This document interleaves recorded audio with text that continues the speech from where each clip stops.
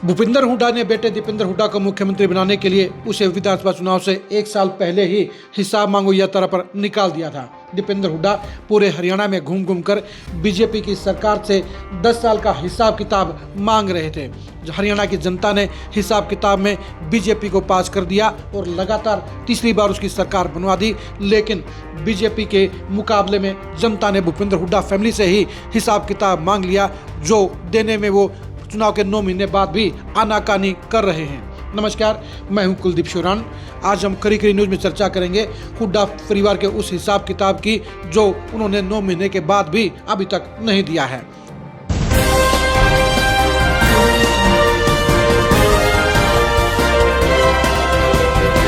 भूपिंदर हुड्डा ये आरोप लगाते हैं कि बीजेपी ने बेईमानी के साथ चुनाव जीतने का काम किया।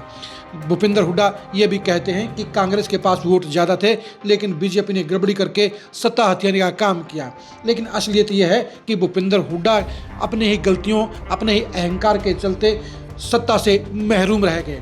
भूपिंदर हुड्डा चुनाव के 9 महीने बाद भी असली हिसाब किताब को छुपाने का काम कर रहे हैं, अपने खुद के हिसाब को छुपाने का काम कर रहे हैं। हम बात कर रहे हैं सोनीपत पार्लियामेंट की। सोनीपत पार्लियामेंट में भूपिंदर हुड्डा के सिर्फ 2 प्रत्याशी चुनाव जीत पाए और 7 सीटों पर उनकी हार हो गई। सबसे बड़ी बात यह है कि भूपिंदर हुड्डा जिस सोनीपत को अपना गढ़ कहते हैं, जिस सोनीपत में भूपिंदर हुड्डा ने पिछले 20 साल में किसी और नेता को पर नहीं मारने दिया, उस गढ़ में उनका सुपड़ा साफ हो गया और 6 में से सिर्फ 1 सीट पर ही कांग्रेस जीत पाई।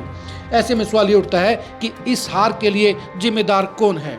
जब भूपिंदर हुड्डा ने किसी और नेता को भरने नहीं दिया, जब भूपिंदर हुड्डा ने किसी और नेता को टिकट नहीं लेने दी, ऐसे में सोनीपत की हार के लिए उनके अलावा और कोई जिम्मेदार कोई क्यों हो सकता है। जींद जिले के भी 3 सीटों में से 2 सीटों पर कांग्रेस हार गई और जुलाना हल्के में भी विनेश फोगाट की जीत को उनकी पर्सनल जीत कहा जा रहा है। ये कहा जा रहा है कि भूपिंदर हुड्डा की वजह से नहीं, बल्कि विनेश फोगाट अपनी वजह से चुनाव जीती। पहलवानों के आंदोलन के कारण विनेश फोगाट के प्रति वोटरों में इमोशनली अटैचमेंट था, इसलिए उनको वोट पड़े। यानी भूपिंदर हुड्डा सोनीपत पार्लियामेंट में सिर्फ 1 सीट ही बड़ौदा की जीत पाए, और वो भी दीपेंद्र हुड्डा ने जब वहां पर 250-300 फोन करके ये कहा कि बालू हारना नहीं चाहिए क्योंकि सरकार आ रही है, और ऐसे में अगर चुनाव हार गए तो फिर सरकार में हिस्सेदारी नहीं मिलेगी। यानी भूपिंदर हुड्डा का एक तरह से सोनीपत में सुपड़ा साफ हो गया।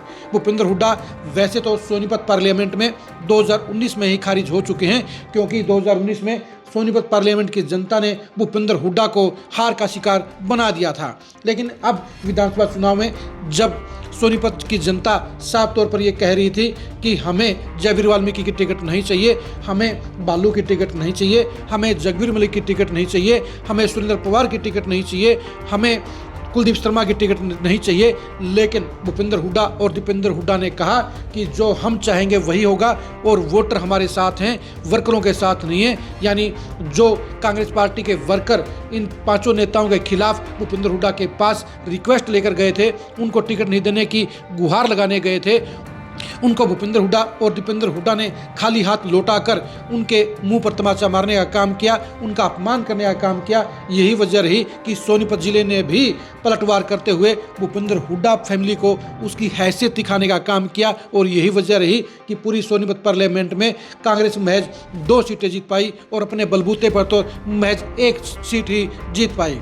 ऐसे में ये हिसाब किताब भूपिंदर हुड्डा सामने क्यों नहीं रख रहे हैं? अपने ही गढ़ में इस करारी हार के लिए वो जिम्मेदारी क्यों नहीं ले रहे हैं? बाकी हरियाणा में जब हार जीत के लिए दूसरे नेता जिम्मेदार हो सकते हैं, जब भूपिंदर हुड्डा हरियाणा में कांग्रेस की हार के लिए कुमारी शैलजा की नाराजगी को जिम्मेदार ठहरे हैं, तो ऐसे में सोनीपत की इस करारी हार के लिए भूपिंदर हुड्डा और दीपेंद्र हुड्डा जिम्मेदार क्यों नहीं है? इसके बारे में उनसे कोई सवाल जवाब नहीं पूछ रहा है। जबकि सबसे बड़ी बात यह है कि भूपिंदर हुड्डा के लिए सोनीपत की जीत सबसे इम्पोर्टेंट होनी चाहिए थी, और उस हार जीत के आधार पर ही उनके जनाधार का पूरा पोस्टमार्टम होना चाहिए, जांच पड़ताल होनी चाहिए। जब भूपिंदर हुड्डा अपने गढ़ सोनीपत में 9 में से सिर्फ 2 सीटें जितवा पाते हैं, तो ऐसे में उन्हें न तो पार्टी की दोबारा से कमान मांगने का हक है, न ही उन्हें CLP बनने का हक है, और न ही हरियाणा कांग्रेस में अपनी चौधर बरकरार रखने का हक है। यानी जो आदमी अपने ही गढ़ में पूरी तरह से हार का शिकार हो गया हो, उसे